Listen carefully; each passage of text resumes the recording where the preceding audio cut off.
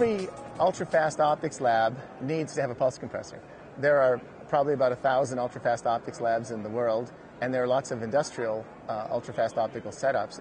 Ultra-fast optics are being used in a wide range of applications, from micromachining to medical imaging to ophthalmology even.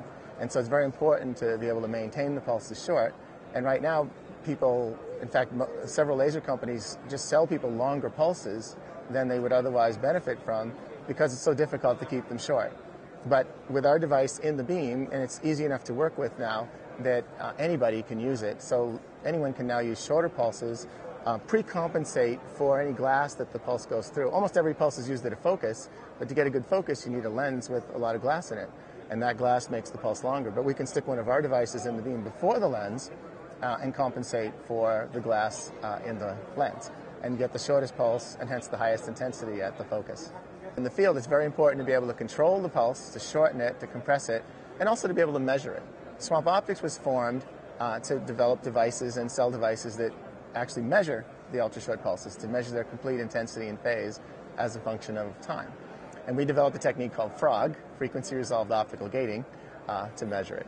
We also developed a simplified version of FROG called grenouille, the French word for frog, which is a completely simple, hands-free, auto-aligning device that also measures the intensity and phase as a function of time, and it's cheaper. What was interesting, though, is we discovered that grenouille also measures some spatio-temporal distortions that plague the field, such as pulses propagating at an angle rather than straight, and spatial chirp, where the red is on one side and the blue is on the other. And when we used our grenouille out in the field to measure pulses and sold lots of them to customers who then used them, we discovered that nearly every pulse was contaminated with these spatio-temporal distortions. And we wondered, where did that come from? Well, it turns out that it came from the pulse compressors that people were using to compress the pulses after they propagated through glass. And that's because these compressors had 2 or 4 prisms in them, and the prisms could very easily misalign. The beam had to enter each prism at exactly the same angle, or else you would have these distortions. And people would have significant amounts of these distortions, all coming from the compressor. So we decided, let's invent a better pulse compressor. So we thought about it, and we decided that more than one prism was unacceptable. Yet every pulse compressor had 2 or 4 prisms in it.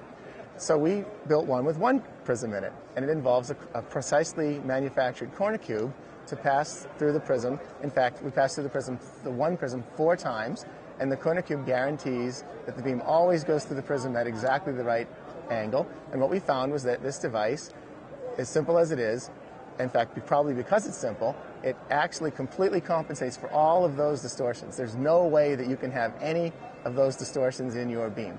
And because the device is simple and easy to align, we can manufacture it very cheaply. So our device not only is completely distortion-free, but it's also half the price of competing pulse compressors. And then in addition, it turns out we really only need 1 model for each wavelength, because it can also compensate for, at the same time, beams with large bandwidth and beams with small bandwidth, devices that, or situations that in the past have required separate devices. So it's very nice. Everything worked out for it. It's a nice and innovative device, and we're proud of it, and it works very well.